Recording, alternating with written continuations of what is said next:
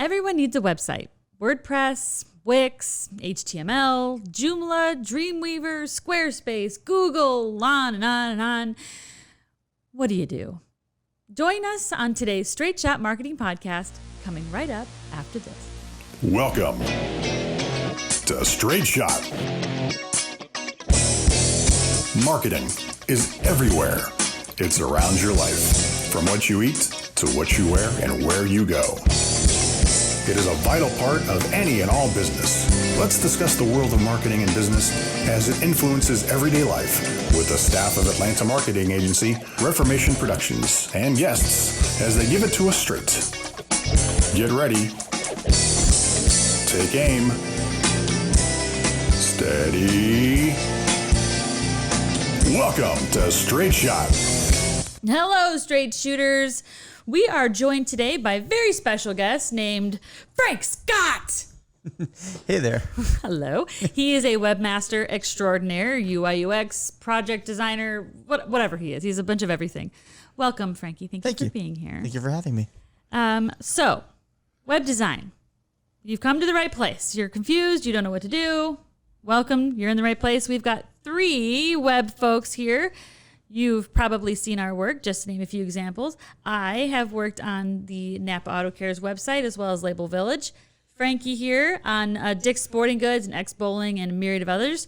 And Zachary on Lowe's, Home Improvement, Bank of America. We've worked on several projects together as well as separately. We know web design.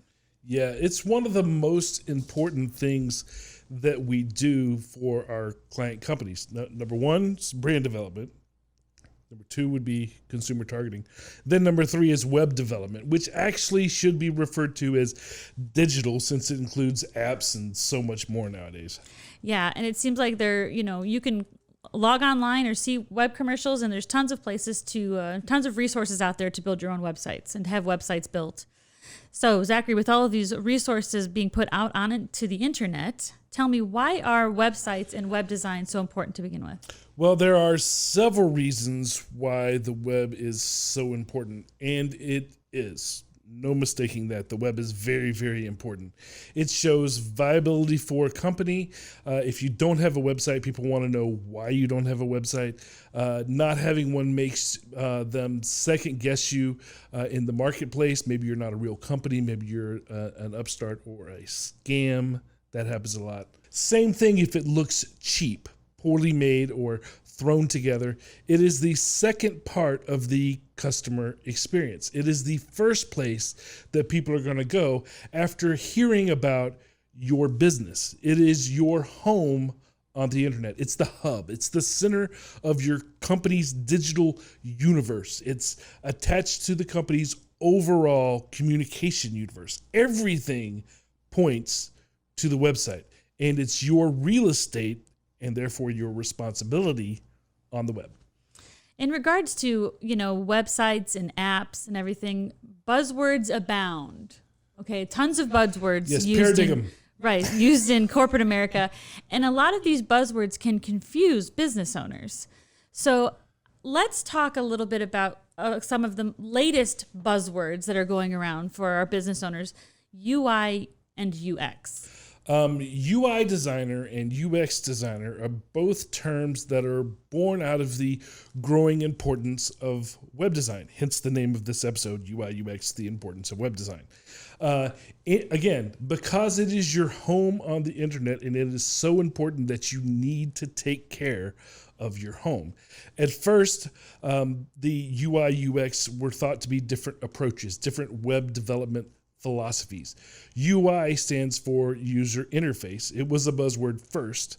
It's the hands-on designing. It's centered around how a user is going to interact or interface with the website physically. It's about function.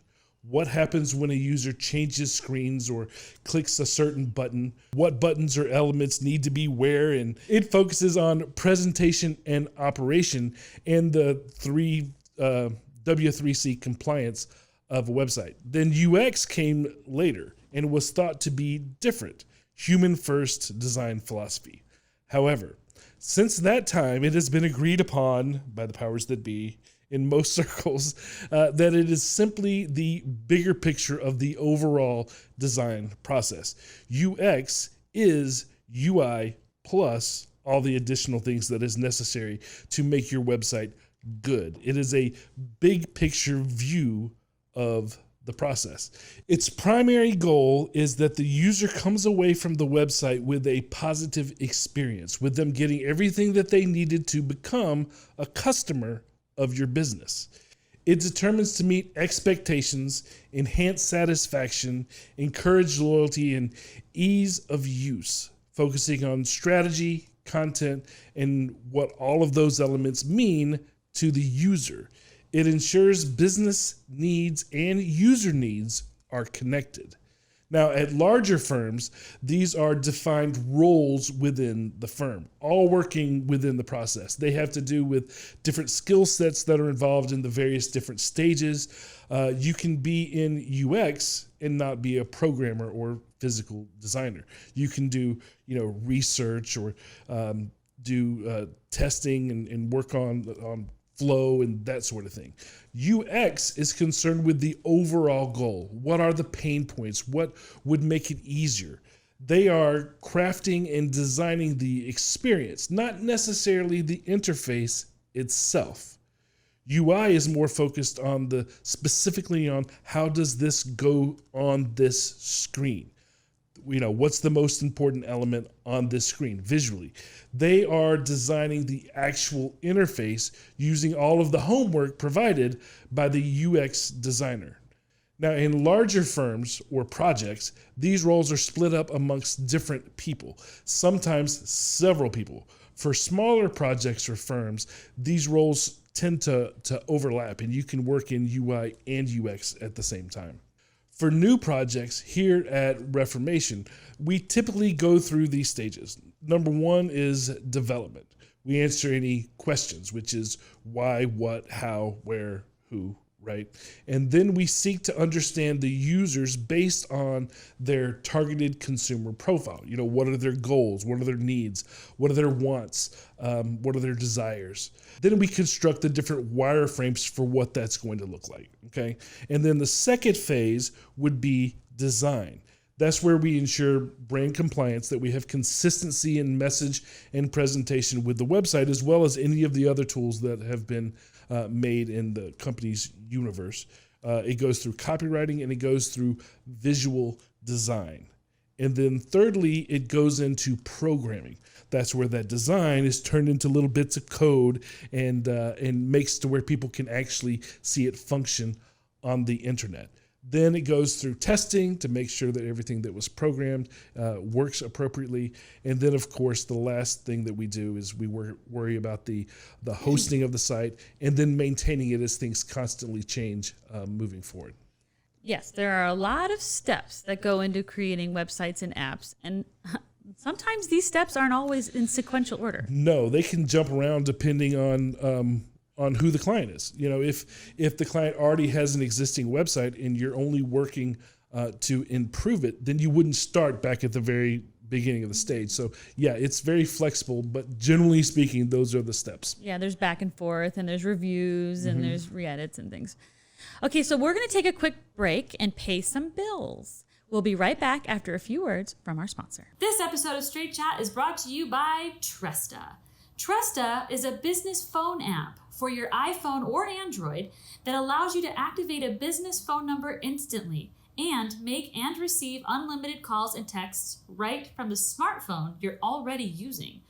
Whether you're a freelancer or a founder, growing your business is all about communication and networking. You've got to be available, no matter if you're in the office, traveling for business, or working remote. Tresta's virtual phone system allows you to separate your personal and business phone numbers to get work done anywhere at any time. Tresta also comes equipped with powerful call management features like auto attendance, call recording, and user groups. It's easy to configure so you can set everything up yourself, all online, and customize your call flows based on your business needs.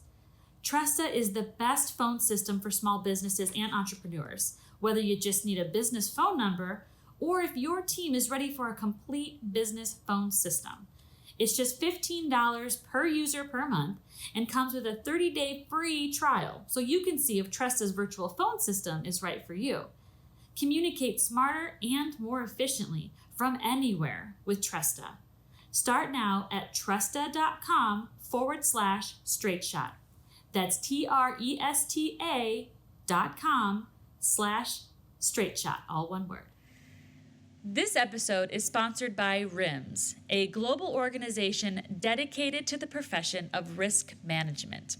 For nearly 60 years, RIMS has delivered the latest strategies and resources that allow risk professionals to grow, innovate, and succeed in any business. RIMS works with industry leaders to provide content and online training that business professionals can turn to. Topics include business continuity, cyber risk, risk management techniques, the fundamentals of insurance, and more. There's also a private, members-only site where people can discuss sensitive issues and get honest answers. Members have been leaning on each other as we all navigate this pandemic. If you're concerned about the safety of your employees and the sustainability of your organization, then you need the resources and connections that RIMS provides. Learn more at go.rims.org/shot. You could get 25% off a year-long membership. Okay, now, welcome back, everybody. Let's dig in and talk about design itself. Okay. There are design trends that change from year to year. Some elements stay around, some change and alter, some fade, like the mullet and the bell bottom. What are some other elements? Frank, what are some trends that you see nowadays? I know it's changed a lot and it changes all the time. We're constantly having to update our clients' websites because it's, the look and feel has changed over time. Well, the big stuff now is mobile first. Because mobile is so important, if you're not optimized for a mobile experience, then you're kind of dead in the water. So everybody has even gone from initially was like mobile responsive was like you need to have it as an option. Right, that was like the big deal a few years back, and now it's like mobile responsive is kind of going to the wayside. Now it's mobile first. So everything is designed with the persona of it's on the phone, and the user is going to access all your information from the phone. So that's kind of the big trend right now. That's been steady now the past few years. I don't see that kind of going away until the next. Well, there is web app, but that's a whole other ballgame. But the mobile first is the big trend right now. Yeah. Well, we've seen things like, when icons first started being used, that was a trend. That's still here. It's changed, but it's still a trend. We went from having 3D looking animation, and then when Apple came out with the upgrade to the iPhone, all of a sudden all the images were flat. The entire world went flat. Now we're starting to see that come back around again. So there's lots of different things that we see in design. Hero images were really big. Now people are doing full screen images or video behind on home pages. Right. There's lots of different stuff like that.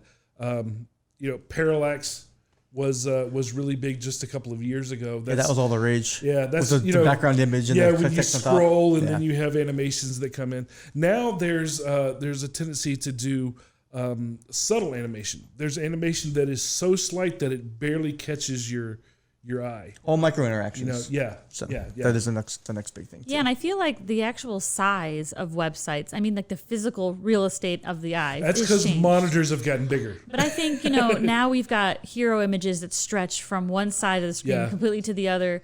Where before a website, as in like a decade ago, websites seemed to be like smushed toward the center of the screen and there's white space on either side and everything's kind of like centered. Now it stretches. It like the actual physical width of websites are big. And I feel like, and I'm speaking from a graphic designer, sort of like the designer aspect of it. The actual there used to be just above the fold, which is where, if you have a magazine and it folds in half, people really, the most important news happens above the fold. And if you want more information, you gotta unfold the second half of the newspaper. Well, websites are the same way. If it used to be unimportant or less important information was you had to scroll for it. So there was a trend for a while where we wanted to get rid of scrolling altogether and just make everything all in one screenshot. So that way, in order to navigate the site, you went right, left, as opposed to scrolling. And I think that's changing now. Yeah. That kind of went away with the whole user experience. It was kind of like to give a better, broader experience, you would utilize the entire site now and kind of delivering that instead of just, concentrating on that one little narrow, because with different high density monitors now, resolutions has changed. So there really is no above the fold anymore. So Absolutely not. designers are like, how do we kind of utilize? From a design standpoint, it was very frustrating for me because I was like, the monitor sizes are all so different. How do you know what's above their fold and that they have to scroll? Because there's nothing worse than designing a website that's supposed to be all in one sort of screen, but the screen that this person has is so big that they have to, or so small that they have to scroll just like a little. Right, just take that one little thing to just see. a little, and it's super annoying. Well, I think parallax kind of helped that too, because with parallax you have to scroll in order to make the animations happen. Right. So they wanted to promote the idea of scroll down into, in order for that to happen. And the public art society is very, very flexible. They do what they're told. So if enough people move in one direction, people adjust and they get used to it. And I think that Frank's point about everything moving mobile first makes the parallax experience just a little different. You have to scroll mobile first. Right. Yeah, and I think people are very busy and their worlds are very noisy. And I think having either an app or a website that is kind of simple and clean and easy to navigate is preferred. Because they don't need all the bells and whistles when they're going through the app because they've got all this other crap that they're contending with. So I think that, things moving to mobile ready changes the game a lot. And I remember when it wasn't cool unless it had like a bevel or a shadow behind it. Oh, yeah. And they weren't square. That pseudo 3D kind of, They were rounded. Like not round, but they were like, what do they call it? Like rounded rectangles. Yeah, rounded corners. Rounded corners. Bezier curve. Yeah, but everything. Like that's how you were. And the edgy. little shine too, the little reflection. Yes, shine, so that it was bubble-y. Right? Gotta have that. Well, I think a lot of design is coming out really sharp, like sharp lines, edges, fine, like real squares and things. And I think it just flatter, better, easier on the computer itself as well. Yeah, and all of these different trends that happen, you don't have to follow the trend, but it gives us more options of things that we can pull from. The important thing is that once you build it, it looks uniform. And you don't want to look dated. If you were to look at a website from 15 years ago, you'd go, oh my God, that was done 15 years ago. Yeah. So it's important to constantly, keep up on things. But there are things that vary from time to time within what you're doing. Like you can have one site that's very cartoony looking and then one that's very corporate looking, and they're using the same trends just in different ways. So it's all about understanding the target demographic. It's all about the persona who they're actually designing. Yeah, what's the brand? Right. If you're going to design an edgy beer brand, they're going to look different, but use the same rules as a corporate website, like Rims, our sponsor. Wink. Anyway, but you know what? There are still some undeniable truths and rules about graphic design, and one of those things has been the way we evaluate human behavior when we read things online, when we read things in front of us. And generally speaking, people read from right to left in this country. Anyway, they read from right to left, up and down, right? And so, the eye falls in something called a Z pattern, which is where it reads from this way, down to the corner and down. And incorporating certain fonts that are easier on the eyes and stuff like that. Those are some of the rules. Yeah, font choice is a bigger deal than people think. A lot of people that try to do it themselves, they just pick a font, and they always pick Comic Sans. End up with if you leave somebody to their own devices, the Curls MT, they will pick Carlson, or they will pick what is the other one? Bleeding Cowboy. Every edgy font is Bleeding Cowboy. We used Bleeding Cowboy for X-Bowling. Frank used Bleeding Cowboy, and I have forgiven him since then. But it is a great font, but it's just overused like crazy. Yes. We were one This of was the like 10 years first. ago. We were ahead of the game. We were. So are you going to put up a bleeding cowboy for the people at home so they can see what it looks like? I will put you up guys, an ex-bowling example for everybody. you will recognize bleeding cowboy. So it's the edgy font. The friendly font is Comic Sans, and the professional font is Carlton. Now I'm lying. Don't use those. No, if I saw a Comic Sans website, I wouldn't even Oh, look yeah, at their yeah, website. yeah, it's No. bad. Well, you would think Papyrus? it's a school teacher doing it for Something, their classroom Or something. papyrus. Do you know papyrus font? It's like where there's like an F, but the Yeah, cross don't it even is get really me. high. That's my all-time hated font is Papyrus. Is it really? Oh gosh, That's and fantastic. Avatar used it, which blows my mind. But it's a whole. It's so funny. Like when you get to nerd status, like Frank and I as designers, we have font preferences and we have fonts that irritate us. And that isn't papyrus irritates him. Bleeding cowboy irritates me. I had actually a drinking game that Zachary and I played a couple years ago where every time I saw bleeding cowboy, I would take a drink. And of course I didn't always have alcohol on me, so I just have to write it down. So then one day I just get like Little hammered. notch. You know, I'm like, well, I'm not supposed to take 47 shots today. Like, call an ambulance. Yeah. That happened. So anyway, back to rules. Frank. Tell me a little bit more about rules. Are there indeed compliance guidelines right now on certain websites? There are too, and a lot of this stuff goes even deeper with like Google search engine optimization, stuff like Yeah, that. Google has rules too. So if you're not building your sites to comply with like W3C compliance, structure rules, stuff like that, you don't rank on the algorithms. They don't play well with you. Right. So it's almost like you're blacklisted before you even get started. So there's a whole bunch of things that you have to be in compliance for. And then even from like security settings with the way things are laid out, there's like HTTPS, all these different things you need to have in order to kind of comply with these rules. Again, if you don't comply, and because Google is the big guy in town, you don't rank. So Yeah, all these things have to come in play. It's not that your site won't show up. Right. It just won't show up on Google. Certainly not on page which one. you're dead in the water before you even start. Don't worry, it'll be on Yahoo.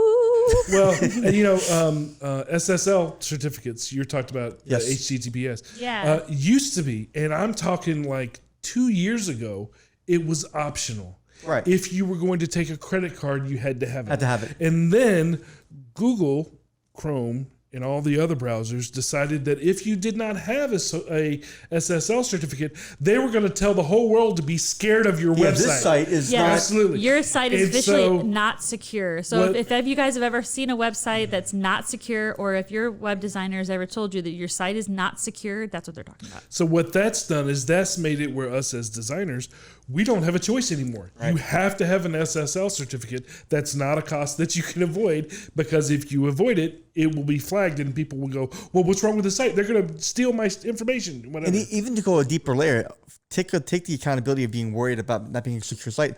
A lot of corporations, when they have their firewalls and stuff like that, and they're trying to access, let's say you're a vendor and they want to access your site and it's not secure, the firewall is going to kick the site out and say, no, we're not going to allow the user to actually even access the site. So there's a whole other layer of security that you're kind of not showing in public domain because you're not complying to what the rules are that are laid out. So you may have this great thing for a vendor and be the ideal vendor for a corporation, but if you're not following the guidelines and comply, you're not even safe. able to. They can't even look at your website, so you may even lose like a bid or whatever because you can't even be accessed in corporate America. Your website is not only an important part of the real estate, it is also a safe place for people to come and go. In order to make it safe, you must make it compliant. Yes. It must be able to play with the big boys, and the big boys being browsers, the browsers being owned by Google for the most part, Microsoft, things like that. Right? Yep. We all agree that websites need to be safe? Yeah. Okay. Everything needs to be safe in this world right now. And it needs to be there, like we were saying, there's rules to make sure that Google will not blacklist it. That's a scary term, but things like if your font on your web version is too small, it ranks lower on Google. There's rules. There's lots of rules like design that. rules, like design specs Yeah. that you can't violate. Or And they put it out there, though, for you to look at, right? Is there a way to find these rules? so the problem is it changes though. It literally, if you don't have like a Constantly. marketing company Changes constantly. kind of always on your site fixing these things, the average consumer is not going to understand that I need to be in compliant with all these things. Google like releases these rules for fun all the it almost time. feels like it's daily because it's always changing. It's like, oh, I'm not compliant. There's some guy that is his job, his and he job. doesn't want to lose his job. So every day he wakes up, takes a shower, and comes up with something A new rule that you have to A follow. lot of times, as far as how to find out what these rules are, unfortunately, they are not somewhere where you can just find them. But what we'll do is Google will usually have a online conference where they're streaming, and the two people that made up this garbage are explaining what the new rules are and what they've done. They do that a couple of times a year. And so you have to be aware that they've done this stream, where to access it, and then sit through this 2-hour long webinar pulling out the data from it. Oh, Right. they said if you do this. And they're also very vague. When Google says this, they're like, well, if you do this, it's better. Right. They won't tell you they'll blacklist you. They'll say, this is better. It's a preferred standard. We recommend read that as do it or die. Well, you also have to upload your content, update your content on a regular basis because that's better. Do it or die. So you can't just build it and leave. Right. Because it'll start It'll fall falling down the in the ranks. ranks. You have to constantly be updating your site. Well, you bring up a really good point, and that was going to be my next point. This is my nugget for those of you listening.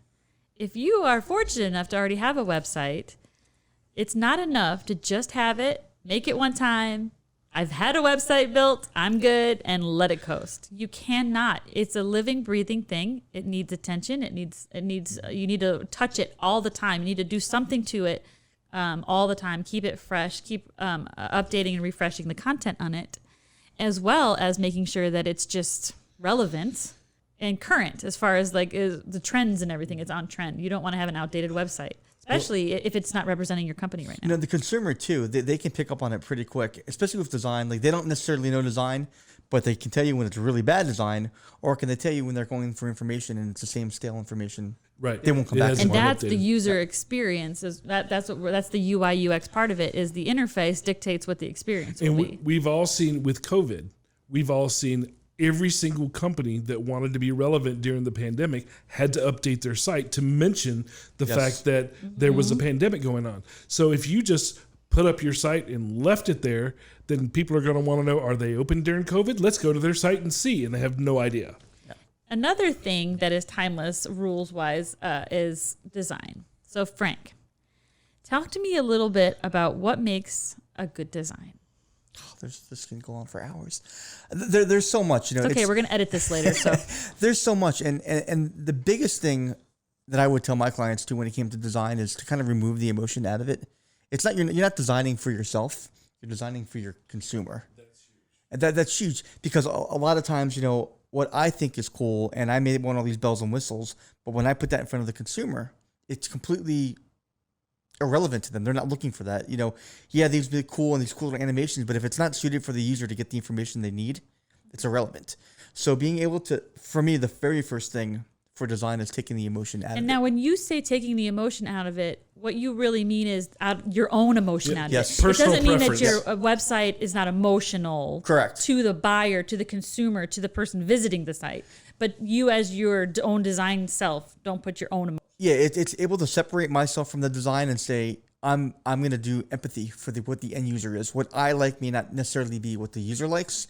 And you have to kind of be able to separate yourself from that and then use standards, Wait, practices. you mean not always choose your favorite colors just No. because they're your favorite colors? I know, and it's hard to do. And Not every website is blue, people. I struggled with that a lot early in my career, where it was always what I thought was cool, what I thought, I'm showcasing myself. Like, this is what I can do. They hired me for my opinion. Right, like I can make this really crazy looking thing.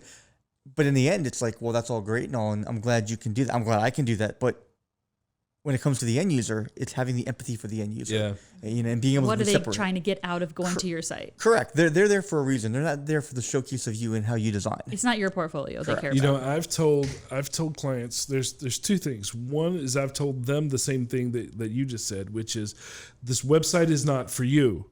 It doesn't matter if your favorite color is pink.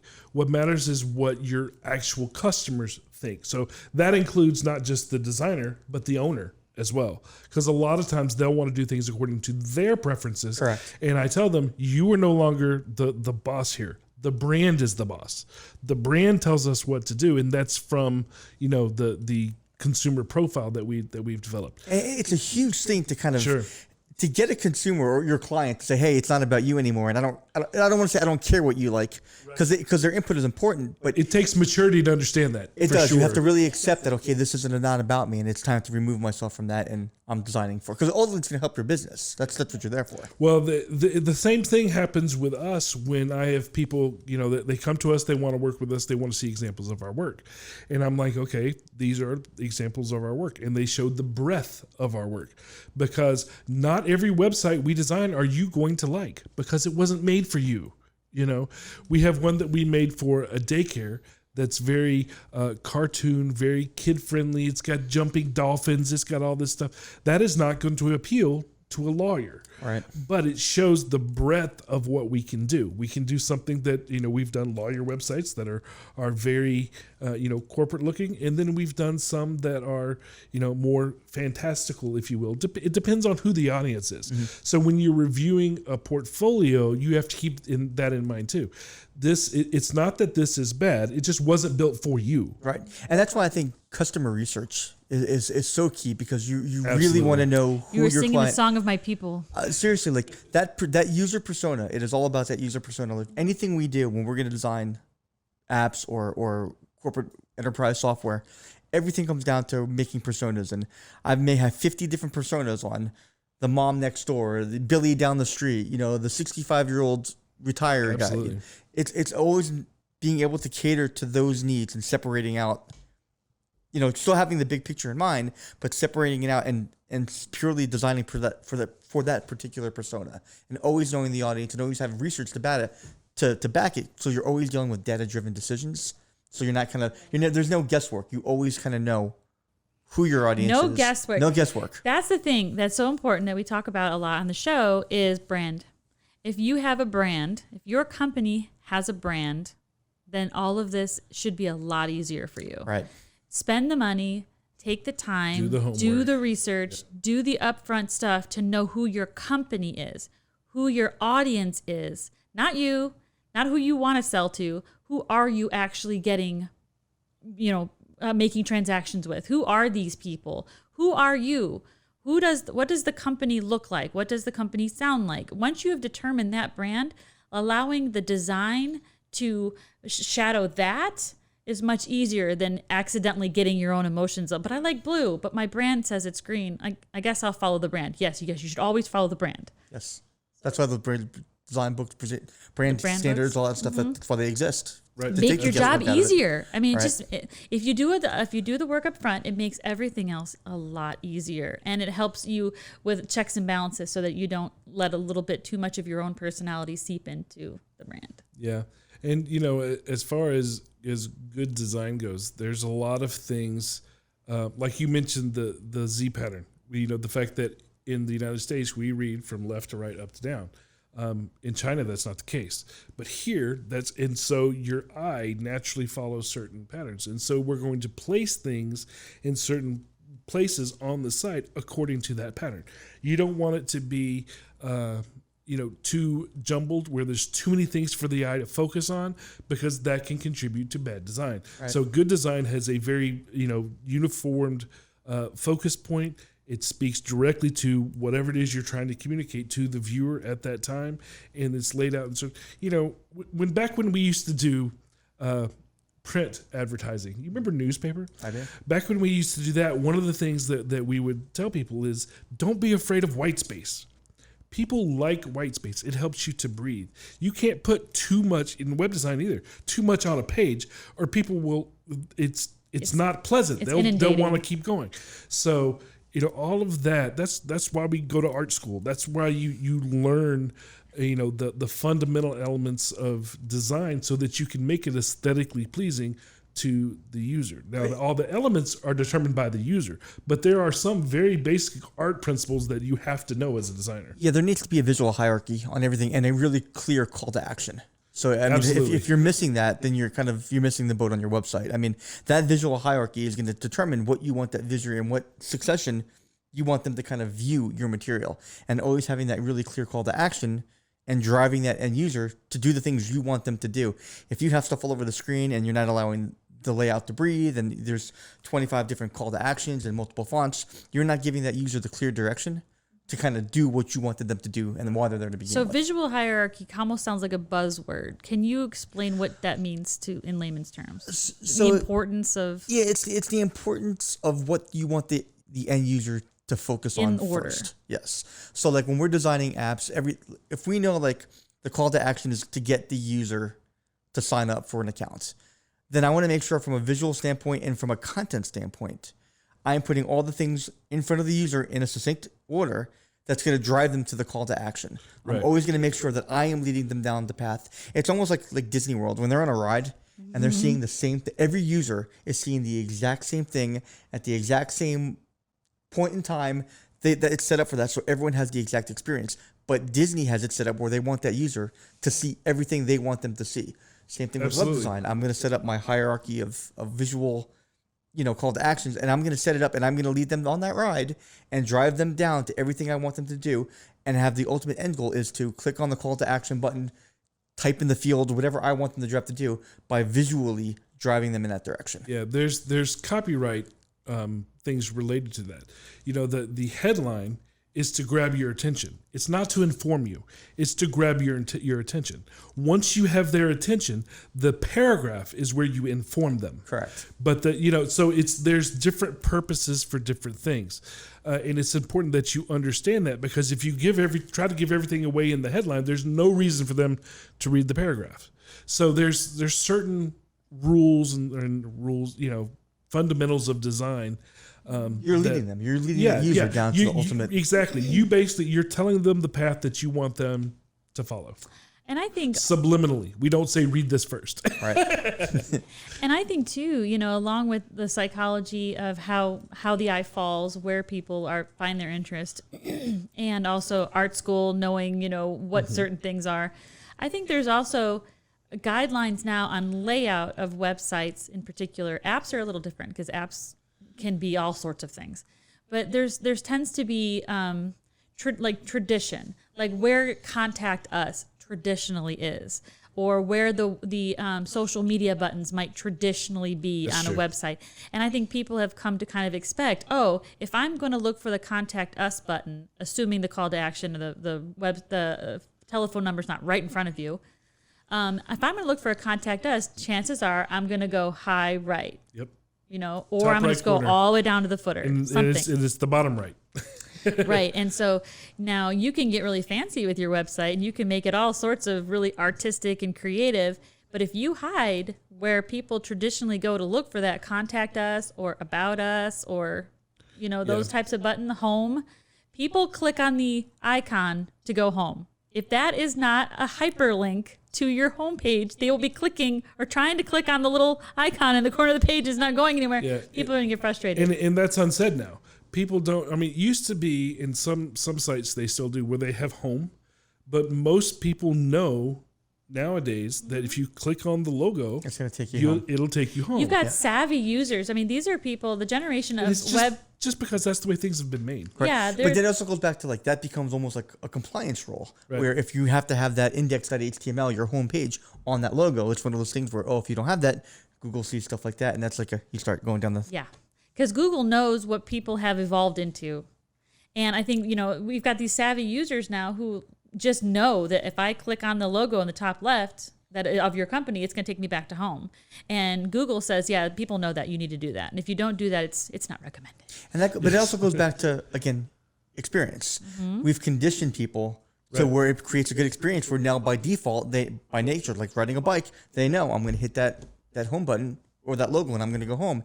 And if you break that, you break the experience of what people are used to. And again, that breaks the customer journey. And that broken experience can lead to anxiety, frustration, stress, and honestly, a lack of trust. Because if that person visits your site and it doesn't function the way that they are used to websites traditionally functioning, then they don't know what they're looking at. They don't know where to go. They don't know what to do. Oh my God, I'll just call them. And again, they don't necessarily know that because they're not designers, but they know that. Right. If that makes sense. Yeah. They know that, hey, this is not, something's not right here. I may not be able to pinpoint it, but why is it not behaving in a way that's a custom and how it's standard Right, what I across the board? expect. Yeah. Right. And another element besides just the design itself, but aspects of the design that I would like to talk about that we haven't discussed yet, and it touches a little bit on what you were talking about earlier, Frank, of emotion. We talked about websites should be emotional or should elicit some sort of reaction from the end user, not necessarily of the designer itself. But one thing that people tend to use a lot of is video on websites. So I was wondering if you guys could talk to me a little bit about the use of video in web design. I personally believe that video is very, very, very important in good web design because people don't like to read. If you want to convey information to them, but they don't want to read it, the best thing to do is to put it in a video. Video is informative while also being entertaining. Entertaining is a huge piece of that. And one of the things that's bad design is having too much text on your page. You can say an awful lot in this amount of space in a video. Yep. And it can be emotional, and you have music, you have all of this stuff. You can accomplish so much more with video than straight visual design. But I will say, and I agree with that 100%, but it also goes back to target demographic, because if you look at like a millennial or a Gen Y, they're not going to read. They're expecting to have that. Oh, absolutely. If you don't have it, something's wrong. But like my mom or my dad is not. They're not clicking on that. They're not clicking on necessarily. They may not. They want to read. They want to read. So it's almost coming. What is the middle point of? It's not too much content. I'm going to convey the message I want to convey, and I'm going to appease this audience for this. But then knowing that I may have a Gen X, Gen Y, millennial who's not going to read anything, and they want to hit the play button. Sure. So it's kind of that. And I would take that a step further and say, I think it's important to have both on the website because different people learn in different ways. And, for example, they want to read or they want to watch a video. Some just are stimulated by pictures, whatever gets them to that point. Also, there are people that if you just have a video, they might be looking at your website in a place that they don't have audio. So, right. If they can't play it at work, they don't have it or they can't play it out loud, in which case they're like, oh man, I've got to wait till I get home to learn about this product. And then you're running the gamble that they might not do that. So you want to make sure that they're getting the information that they need when they're there. I think a lot of it has to do, again, with expectations, like you said. Boomers, actual boomers, not what millennials call boomers, but people that are my parents' age, right. Whatever boomer. They still read the newspaper. Yeah. If it wasn't for them, newspapers wouldn't exist anymore because I don't pick up a newspaper. But I also don't go to the Wall Street Journal and read their website. I want to go to, I may go to the news website, but I want a video report of whatever the news is, right. Because I'm not gonna sit there and read it. If I want to read something, I want it in my hands. Yeah. But I'm not gonna buy a newspaper. So, But then it goes back to, it is so important that you hit your target demographic and your user persona. Absolutely. Yeah, and if you're going to be making promises or warranties or things, have it in writing. Write it down. I think there are some things that need to be in text.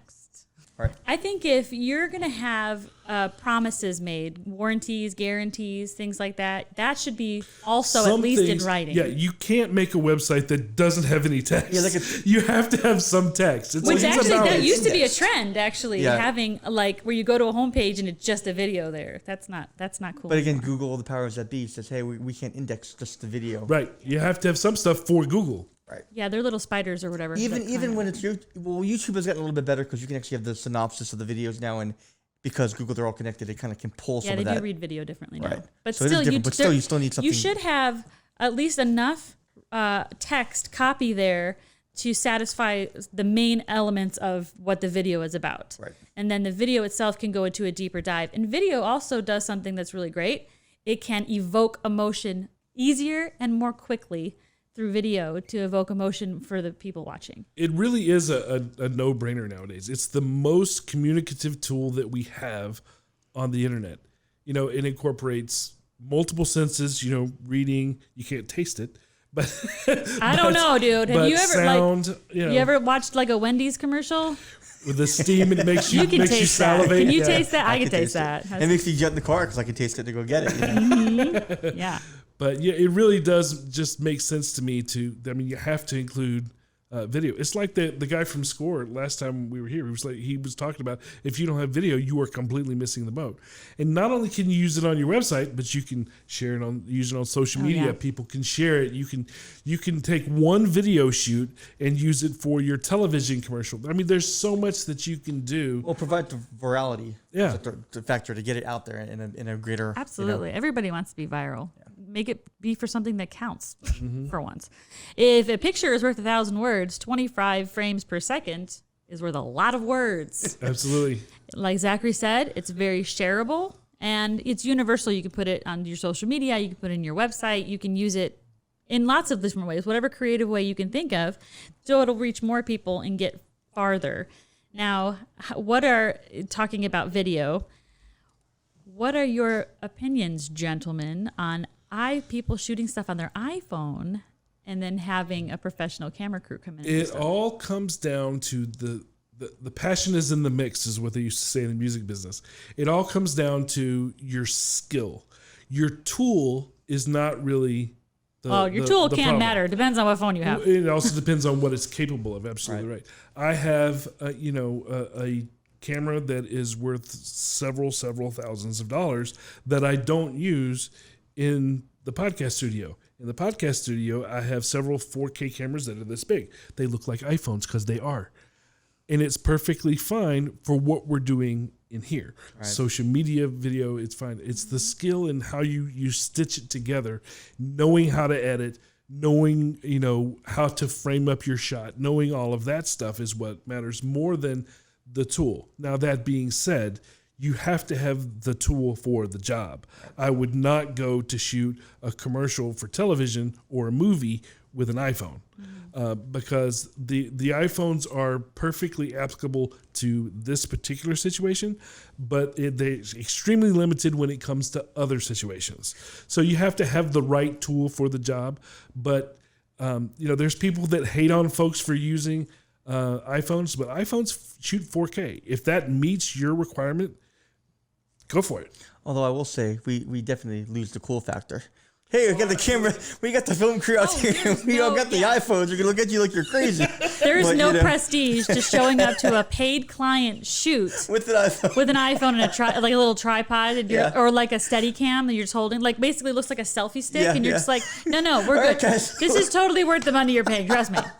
Because the money's in the edit. Right. No, agreed. But money's in the edit. We lose the cool factor. But I mean, I think, the tool, if it works. It really depends on the situation that you're in. You pick the tool for the situation. I am not going to buy 5 RED cameras, which are unbelievably expensive, for a podcast studio. However, I'm not going to take an iPhone to a shoot. Plus, you have problems with lighting. You have problems with the color matching. What you can do on the iPhone is very, very, very, very limited. Is it good enough for what you're doing, or is it not? You have to have the skill to know that. Okay, so we've talked a little bit about the UI, UX, the user interface, user experience. After all these people come together, attack this project, build this site, what happens after the site is launched? I know some companies hire web staff in-house. What do you do after the launch? Well, there's lots of things that you do. Number one, you have to constantly keep updating content, which we talked about a minute ago. The other thing that the employees will do, the UI UX staff will do, is they have to constantly stay in front of trends. If they see something happening, their job is to keep on the pulse so that they can update the company's website in time before, so that they're not late to the party. So that's a big constant piece innovations, of it. kind of constant, always kind of looking at where you are in market, constantly iterating over and over, adding functionality, fixing functionality. Improving experiences. Fixing functionality is a big one. It's a huge. Because when things change so much, things on your website might not function correctly anymore. Yeah, things change all the time. But that making sure that you're still relatable to people as the industry changes, as our society changes, as trends change, you have to make sure that you're still relevant to the marketplace. So keeping your site relevant is another thing. constantly updating the content that you have. If you're a retail shop, you have things to go on sale all the time. You have seasons that you have to go through. All of that needs to be reflected on your website. If your business has seasons, those seasons need to be needs to be represented over time on your website. So that's what after it's built, you don't just leave it alone. There's things to do beyond that. And looking for upcoming trends is a big one. And there's a lot of trends that I even see now that we're not doing anything about, but there will come a time when we will have to. Those things include people are starting to use higher frame rates on their cameras.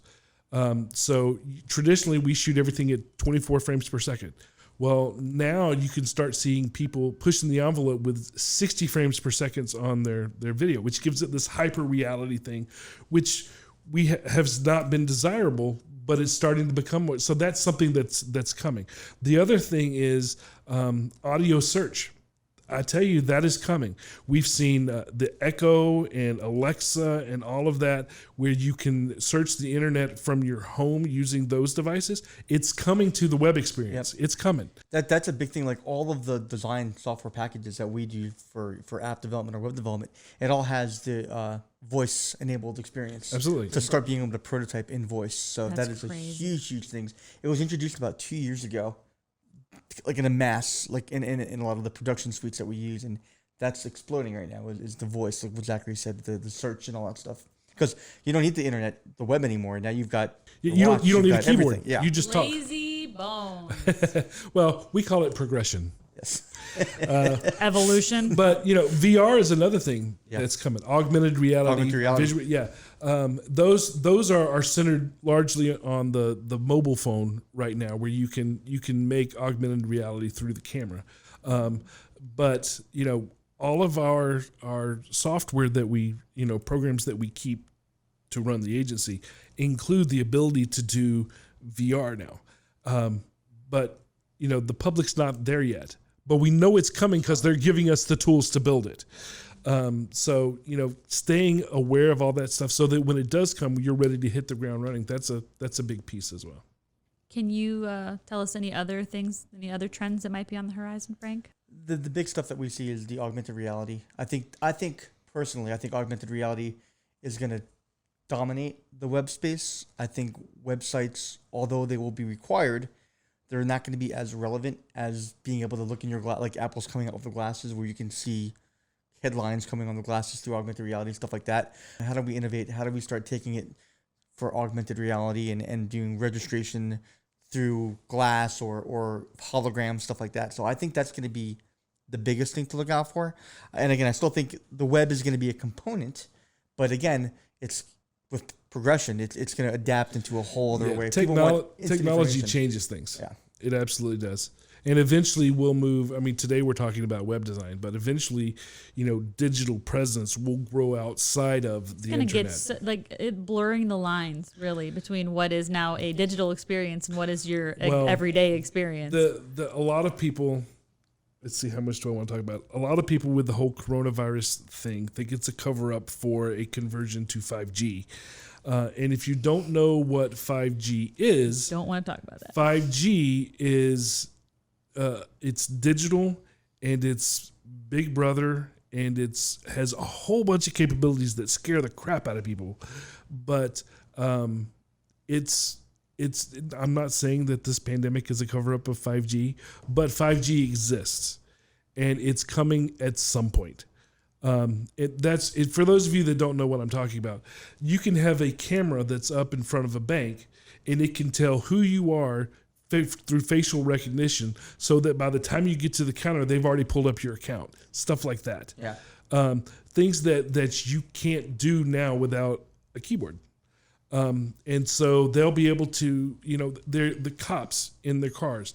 They have cameras that search and run license plates without a human touching it, so that they can say, "Hey, that car has a warrant. This blah blah blah." So that stuff, I mean, it's coming. Yeah. Ooh, we just touched on almost controversial stuff, which was very, very exciting. It's very thrilling. It's very, very dangerous. Okay, Frank. So there's all these resources that are available to business owners so that they can do it themselves. They can make their own websites like Squarespace and Wix and WordPress, things like that. What is your opinion, professional UI UXer?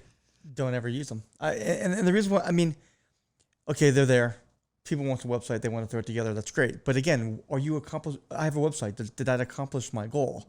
Anyone can have a website. I don't care, if just because I have a website does not make me relevant or does not make my product sell or going to engage that interaction with the consumer. It's like, okay, yeah, I've got a website and I've got a site like Wix or all these other off-the-shelf things that can give me a bunch of features that I could just throw it on there and I can throw buttons everywhere. What's the meaning behind the buttons? Where's the call to action? Yeah, you don't necessarily know what you're doing because you're not a designer. Right. You're trying to do it yourself. Yeah, how do you go in there and rebrand a template to make it yours if you have no idea what you're doing? You can't. And again, it gives you tools, but what good is a tool if you don't know how to use it? And what good is having a set of tools if the end goal is not going to give you the result you're expecting? Right. And a lot of these things, and a lot of the reasons, one of the things that they sell people on is templates. Well, we have this template that you can use. Well, if you use a template, you're going to look just like everybody else. And when people look at your website, they're going to go, oh, this looks just like their competitor that I just came from. So templates are bad. Yeah, you're going to have pages that you don't need just because they were part of the template. So you're like, I don't need a blog page, but I guess I'll put something in it. Nothing worse than going to a website and seeing Greek text there. Now, Yes, Greek no. is when have you guys ever been to a website Right, and Greek. seen copy on a website, or really anywhere, but on a website that looks like it's written in a foreign language, and it's not a foreign language. It just looks like it's like a bunch of random assortment of letters. That's called writer's Greek, and that's what we're making fun of right now.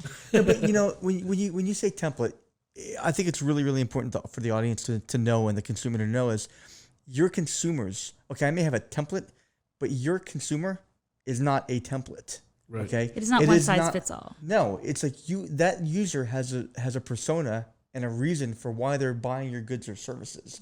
A template is a one size fits all. How can you put your user in that box as a template? It's different needs, it's different wants. There is no. It's not square hole round peg. It doesn't work that way. It's right. It's like, okay, I have a template. Well, what does that mean? You're a template.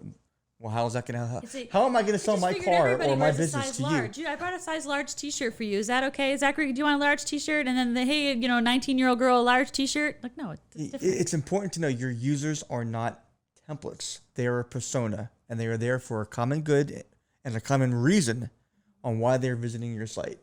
And you can't treat them as just another template. You probably template. want them to come back to your site. Correct. You want them to have such an amazing experience the first time that they come back. You've got one shot, and usually you've got like 15 seconds to lure them in. And if you don't get them, they're gone, and Right. that lead is gone.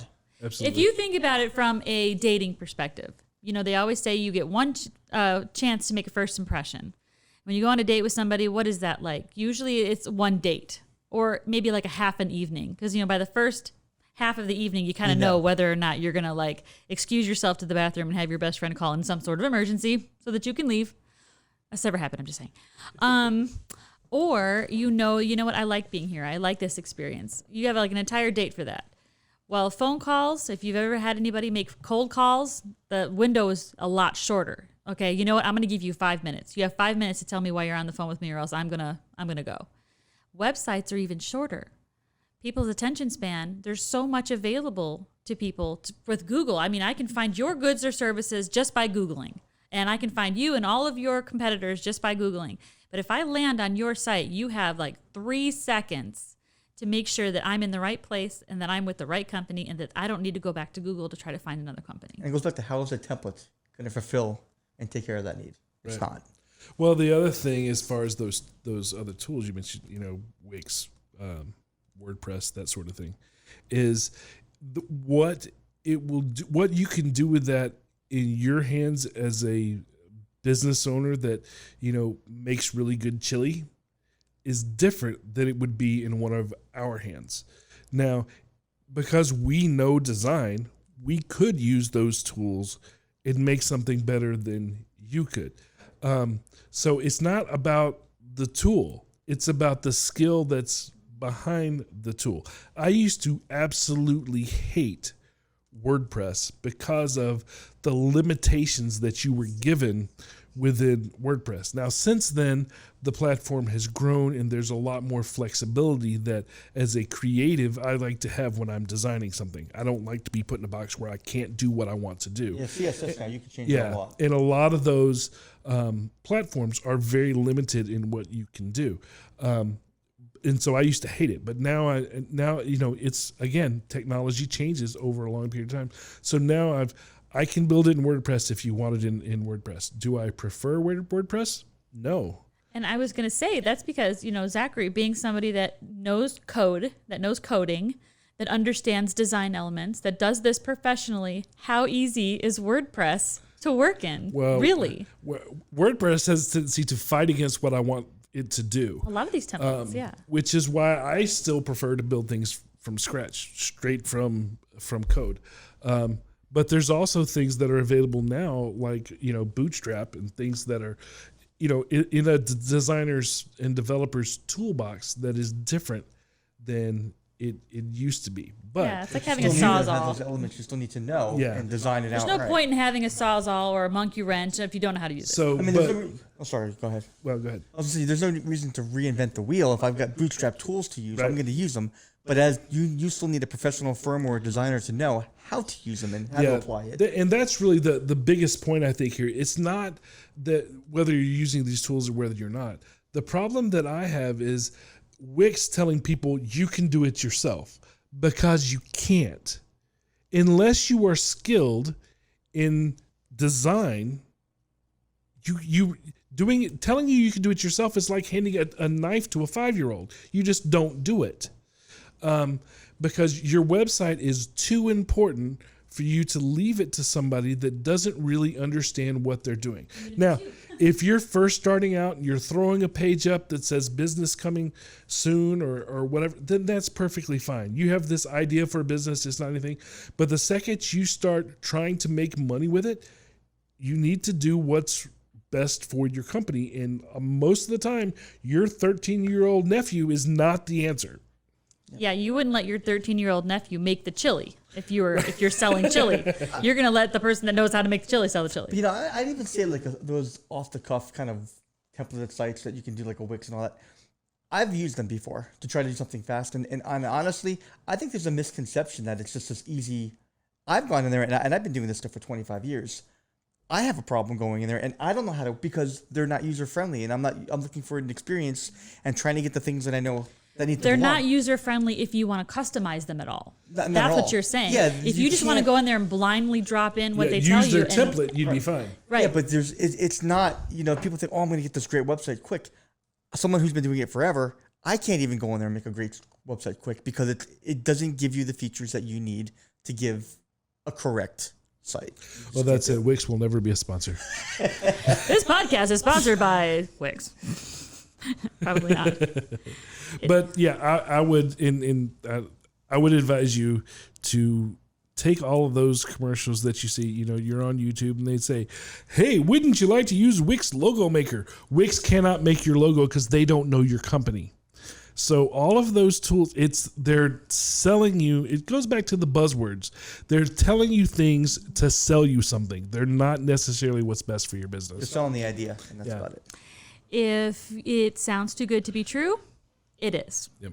You get what you pay for, and understand first and foremost how important your website is to your company, and is what you're paying for it and how you're going about it, doing it justice. Is it taking care of your site the way that it needs to be? If not, you might need to hire somebody else to do it for you. Somebody knows what they're talking about. Somebody that does websites for a living, instead of just always trying to do everything on your own. Plus, like we said before, you can't just do it once and leave it. If you've decided to take this on as your own, you've got to make sure you go in there and refresh the content regularly. This goes back to a chapter that I wrote in my book, which is the whole build versus buy. That chapter, and I don't have a copy of the book in here, but that chapter is all about whether you should do it yourself or if you should hire somebody else to do it. And there's an evaluation that you can go through, at least in the workbook, that'll help you determine. I have the workbook here. That it will, let me see. Hold on, I have the workbook. So, yeah, if you if you there's an evaluation of whether it's worth your flip through the pages, whether it's worth your time, if you have the skill that's necessary, if it's going to be the quality that you need it to be. And then there is the investment cost. All of those pieces kind of go into, should you do it yourself or should you hire a professional to do it? So, it's a question that you have to ask yourself every day. And this comes right along down to it. If you can use Wix and build a professional site, not one that they tell you is professional, but actually a professional site, go for it. Yep. But the chances are you, as the number one widget maker in Utah, are not going to be able to do it because it's not what you do for a living. It's unfair, I think, for these companies to promise things that actually cannot be delivered upon. Because at the end of the day, it's less about just having a website thrown up and more about having a website that functions well and that provides a good experience for the end user, which is what this podcast is actually about, the experience. That's a little tie-in you had there. Well, Bringing it you home gonna there. do that? That's like a bookends. Yeah. So, Zachary, having said all this, what is today's straight shot? Well, first I would say don't be scared by buzzwords that you hear, and don't let them lead you astray in conversations. A lot of people use buzzwords to pull the wool over people's eyes. Yeah, they have no idea what it is. Yeah. UI and UX, it sounds super complicated. It means building a website, guys. So don't, and it's the same with any corporate world is filled with buzzwords. So just, know what it means and then go from there. Next, and most importantly, I would say, is you need good design that incorporates the user experience and a good user interface. So it's not this or that. You Can't need have both. one without the other. Now, for obtaining that, it comes down to two age-old elements: form and function. This is an ancient debate, which is more important, right? But I agree with Mutt Lange. Of course you do. Do you know who Mutt Lange is? I do know who Mutt Lange You know is. who Mutt Lange is. I actually don't. Mutt Lange is a famous record producer that was working with one of the guitarists for Def Leppard. Now, that's an 80s rock band for you millennials that have no idea who I'm talking about. He was yelling at them and saying that their playing was sloppy and that he had no technique. And the guitarist fired back and said, "What does it matter? Whatever happened to heart and soul?" And Mutt's response was, "Yeah, whatever happened to both? Technique and feel. Both are important." And that's kind of what we're talking about here. Too much flash without enough substance is bad, but too stripped down and basic is boring. So it doesn't matter how true or how right what you're doing is if nobody wants to look at it. So the fact of the matter is form and function are both important. So basically, your design must include three different pieces. There's three different criteria. Okay. The first thing you look at is it useful? Will it work? Will it function for what you need it to function for? The second is it usable? Which means, is it easy to operate? Does it make sense to the person that's going to use it? It doesn't matter if it's going to function if it's not easy to function. Okay, so those are two things. The third is it desirable? Is it attractive and entertaining to various degrees? So it's very important that you look at all three of those whenever you build anything. Is it useful? Is it usable? And is it desirable? Is it attractive and entertaining? Oh, and include video. It's a great way to get all three of these accomplished. Yeah, it elicits emotion. Absolutely. There's no point in bringing somebody to the site if it's not going to get them where they need to go. And there's no point in having places to go if nobody really wants to go to the site. Well, if it's not that exciting. Here's an example I can give you of those three things. If you take the steering wheel in a car. Ooh, what kind of car? A steering wheel is a tool. Okay. Now, steering wheel was not the first way to drive a car. The first way to drive a car had a stick, very much like a rudder in a boat. Okay, and it was a stick, and you held it, and you pulled it this way or that way. The driver sat in the middle of the car, and he moved this stick like a boat rudder in order to get where you were going. Now, it was functional. The stick did drive the car, but it wasn't very user-friendly because you're constantly having to move your body back and forth like this. Nobody could sit on either side of you, right? So the steering wheel, you could stay in one place, not have to move your body, and you move your arms, and it was much more user-friendly. So it was usable and user-friendly. And then, well, you put that in a Corvette or a Lamborghini or a Porsche, and then it's attractive. I thought that the first car was a Flintstone car. Flintstone car had a steering wheel, so no, it wasn't. They were, because like with their feet. Okay. I'm always wrong. Okay. That was your straight shot for the day? That's it. Okay, those great. 3 points, vitally important. It seems so simple, doesn't it? It's, humans have a tendency to make things much more complicated than it needs to be. Yeah. If you have the skill to do it, you have the know-how and the wisdom behind it, and then you have the proactivity to get it done, swallow your pride and do whatever it is, life is easy. Yeah, and start with a good brand. Know your target audience. That's part of the homework that goes up front. That's what I say. Start with a good brand. Know who you are. Know who your target audience is. Who's actually going to be coming to the site. And that's half your battle. Once you know those things, the rest will be a lot easier for you. And I'm going to stop it right there before we do anything else, guys. Right. I think this draws us to a close for today.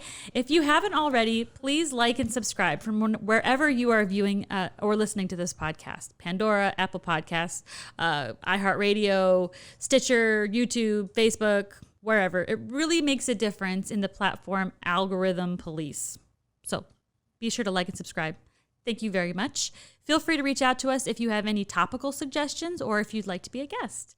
Email us at info@straightshot.net, or you can always call us at 678-825-8086, extension 300. Frank, thank you so much for joining us. Thanks for having me.